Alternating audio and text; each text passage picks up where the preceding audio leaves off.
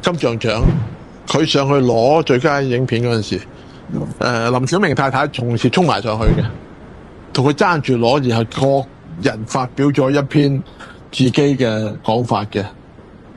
大家抄翻金像獎嚟，喺個台度各有各講。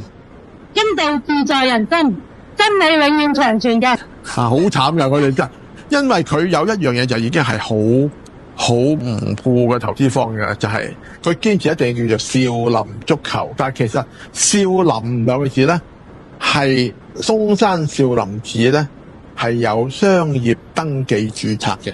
搵個人嚟同佢哋講就話，喂，你哋用少林足球呢幾個字，你哋係唔得嘅。因為少林我哋係有商標嘅，咁請你哋搵啲人嚟同我哋傾啦。佢唔傾，唔好少林足球啦，得唔得？咁樣唔得，我哋叫少林足球。對比成部戲唔可以喺內地上演，少咗數以億計嘅收入，對個資本即係嗰個投資方面嗰個不公平性係會大到有幾大咧？即係令到佢無端端唔見咗好多錢。本來可以賺好多錢，結果差唔多變咗蝕咁滯。佢想解決嘅時候，佢就快揾你。當佢唔使上市嘅時候咧，佢又電視又晾喺度任佢哋。